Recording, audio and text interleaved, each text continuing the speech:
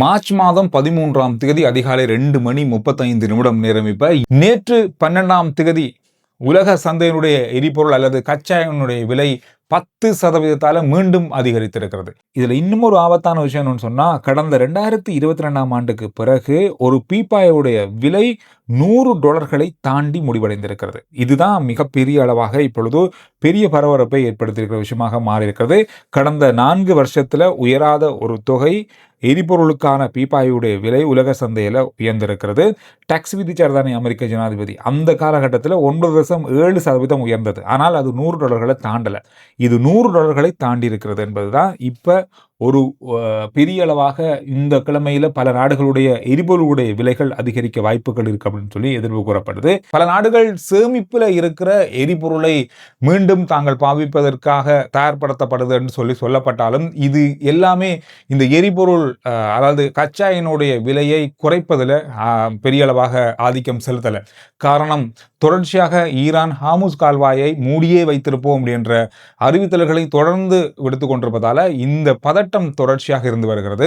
இதன் காரணமாக எரிபொருள் தட்டுப்பாடு உலகத்தில் ஏற்படும் அப்படின்றதுல பல நாடுகள் இப்பொழுது கணிப்பை செய்திருக்காங்க. காரணம் என்ன சொன்னா, இப்பொழுது ஹார்முஸ் கால்வாய் மூடப்பட்டு கிட்டத்தட்ட 13 நாட்களுக்கு மேலே ஆகுது.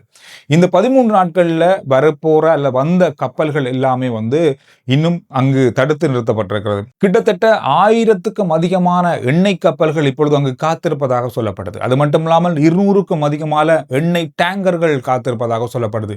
இது எல்லாமே அந்தந்த நாடுகளுக்கு கொண்டு செல்லப்படுவதாக இருந்தால், இப்பொழுது இன்றைக்கு போர் முடிஞ்சு ஹார்முஸ் கால்வாயை ஈரான் திறக்கிறாங்க அப்படின்னு சொன்னாலும் கூட இந்த கப்பல்கள் அத்தனையுமே அந்தந்த நாடுகளுக்கு போய் சேர்றதுக்கு குறைந்தது 3 மாத காலம் எடுக்கும் அப்படின்னு சொல்றாங்க. இந்த 1000 கப்பல்களும் இதெல்லாம் கடந்து செல்றதுக்கு. அதுக்கு பிறகுதான் புதிய கப்பல்கள் ஆர்டர் செய்யப்பட்டு வரப்போகுது. இந்த மாதிரி எரிபொருளுடைய தட்டுப்பாடு மட்டுமில்லாமல் விலை அதிகரிப்பு பற்றி தான் இப்பொழுது உலக நாடுகள் பெரிய அளவாக கவலை வெளியிடுறாங்க. இது ஒரு மிக முக்கியமான விஷயமாக இருக்கு. நேற்று பெரிய அளவாக பார்க்கப்பட்ட ஒரு முக்கியமான விஷயம் தான், இந்தியாவுடைய ஒரு எரிபொருள் கப்பலை ஈரான் அனுமதித்து ஹார்முஸ் கால்வாய் வழியாக அனுப்பப்பட்டதாக. இது தொடர்பாக சர்வதேச ஊடகங்கள், இந்திய ஊடகங்கள் பெரிய அளவாக பேசினாலும் ஈரானிய அரசாங்கம் அதை முற்றுமுழுதாக மறுத்திருக்காங்க. அப்படி ஒரு நிகழ்வு நடக்கல. இது தொடர்பாக பேசப்பட்டது, ஆனால் தீர்வு எதுவும் எட்டப்படலை அப்படின்றதான். இன்று 13ஆம் தேதி அதிகாலையில் வந்த செய்தி, ராய்ட்டர் செய்தி நிறுவனம் ஒரு செய்தியை வெளியிட்டிருந்தாங்க. இந்திய பிரதமர் நரேந்திர மோடி அவர்கள் ஈரானுடைய ஜனாதிபதியோடு பேச்சுவார்த்தை நடத்திருக்காங்க. இந்த போர் முடிவுக்கு கொண்டு வரது தூதரக ரீதியாக இதுக்கான பேச்சுவார்த்தை நடத்தப்பட்டு முடிவுக்கு கொண்டு வரப்பட வேண்டும். எரிபொருளுடைய தட்டுப்பாடு ஹார்முஸ் கால்வாய் மூடப்பட்ட தொடர்பாகவும் இதுல அவங்க பேசியிருக்காங்க. இது தொடர்பான என்ன முடிவெடுக்கப்பட்டது என்பது தொடர்பாக செய்திகள் இதுவரையில இல்லை அப்படின்றதான் இப்ப இருக்க விஷயம். இது தொடர்பாக பேச்சுவார்த்தை நடந்திருக்குன்னு சொல்லப்படுது. இதோட நேற்று இந்தியாவுடைய வெளியுறவு அமைச்சர் குறிப்பிட்டிருந்த ஒரு விஷயம், இலங்கை இந்தியாவிடமிருந்து டீசலை பெற்றுக்கொள்வதற்கான கோரிக்கையை முன் வச்சிருக்காங்க. அது மட்டுமல்லாமல் பங்களாதேஷும் முன் வச்சிருக்காங்க. இதை அவங்க பரிசீலனை செய்யறாங்க. ஆனாலும் கூட இந்தியாவிலும் இப்பொழுது ஒரு எரிபொருள் தட்டுப்பாடு நிலவலான்ற ஒரு கட்டம் இருக்கு. இதனால அங்கு இருக்கிற தேவைகள் பூர்த்தி செய்யப்படும் பட்சத்தில் இங்கு வழங்குறதுக்கான ஆலோசனை அல்லது அதுக்கான ஏற்பாடுகள் செய்யப்படும் அப்படின்ற மாதிரி இந்தியா பக்கமான செய்திகள் சொல்லியிருக்கு. இலங்கை இந்தியாவிடம் எரிபொருளை கோரிக்கிருந்த இந்த சந்தர்ப்பத்தில் இலங்கையில் ஒரு கவலைக்குரிய சம்பவம் நடந்திருக்கு. வியகாம பகுதியில் கிட்டத்தட்ட 19,060 லிட்டர் எரிபொருள் சட்டவிரோதமான முறையில் பதுக்கி வைக்கப்பட்ட இடத்திலிருந்து கைப்பற்றப்பட்டு 19,000 லிட்டர். இதுல 4 பேர் கைது செய்யப்பட்டிருக்காங்க. இந்த எரிபொருளை எப்படி அவங்க சேமிச்சிருக்காங்கன்னு சொன்னா, பாதையால போற வாகனங்கள், தங்களுக்கு தெரிஞ்ச சாரதிகளை வச்சுக்கொண்டு அவர்களை பயன்படுத்தி அவங்களோட வாகனங்களுக்கு புல் டேங்க் பண்ணி இது எல்லாத்தையும் வெளியெடுத்திருக்காங்க. இப்படி எடுத்து 19,000 லிட்டர்களை சேமிச்சிருக்காங்க. தகவல் கிடைத்து போலீசார் இது தொடர்பாக விசாரணை செஞ்சு இவங்களை கைது செஞ்சு அந்த எரிபொருளையும் பறிமுதல் செஞ்சிருக்காங்க. இந்த மாதிரி 4 பேருடைய 19,000 லிட்டர் இருந்திருக்கு.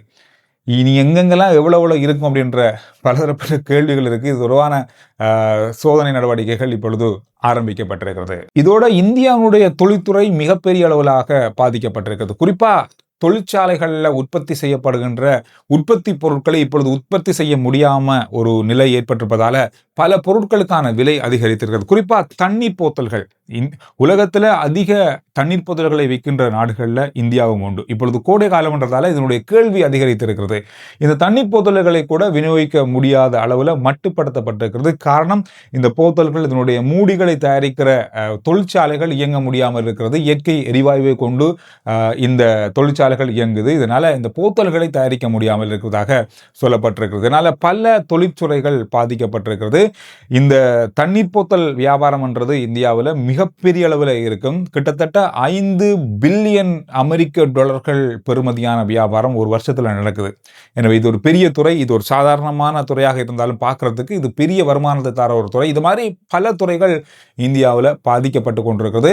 நிறைய மாநிலங்களில் மக்கள் பதட்டப்பட்டு இப்பொழுது கேஸ், அதாவது சமையல் எரிவாயுகளை பெற்றுக்கொள்வதற்கு நீண்ட வரிசையில் இருக்கும் புகைப்படங்கள் வெளியாக இருக்கிறது. அதோட இந்தியாவுடைய பல மாநிலங்களில் பல இடங்களில் இப்பொழுது மின்சார அடுப்புகளை மக்கள் கொள்வனவு செய்ததில் பெரிய அளவாக ஆர்வம் காட்டுறாங்க. இப்பொழுது பல இடங்களில் இந்த மின்சார அடுப்பு தட்டுப்பாடு ஏற்பட்டிருப்பதாகவும் சொல்லப்பட்டிருக்கு. நேற்று இந்திய ஊடகங்களிலேயும் பெரிய அளவாக பேசப்பட்ட விஷயங்கள்ல இதுவும் ஒன்று.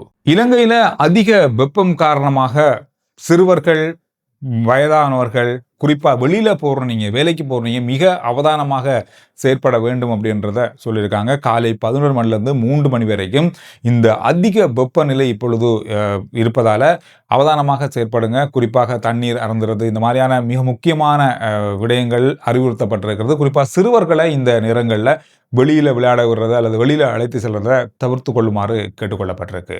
இந்த போர் கடந்த 28ஆம் தேதி ஆரம்பிக்கப்பட்டது. இந்த 13-14 நாட்கள் ஆகி கொண்டிருக்கிற இந்த நேரத்துக்குள்ள ஈரான்ல இருந்து உள்நாட்டுக்குள்ளேயே 32 லட்சம் மக்கள், பொதுமக்கள் இடம்பெயர்ந்திருப்பதாக UNHCR அறிவித்திருக்காங்க. இது ஒரு பெரிய தொகை. ஒரே காலகட்டத்துக்குள்ள அல்லது ஒரு குறிப்பிட்ட காலத்துக்குள்ள ஒரே நாட்டிலிருந்து அதிகளவான மக்கள் இடம்பெயர்ந்த முதல் பதிவாக இருக்கு. கடந்த 6 நாட்கள்ல கிட்டத்தட்ட ஒரு கிழமையில அமெரிக்கா இந்த யுத்தத்துக்காக மாத்திரம் 11.3 பில்லியன் அமெரிக்க டாலர்களை செலவழித்திருக்காங்கன்ற உத்தியோகபூர்வமான செய்தியை அமெரிக்க பேச்சாளர் மூலமாக வெளியாகி இருக்கிறது.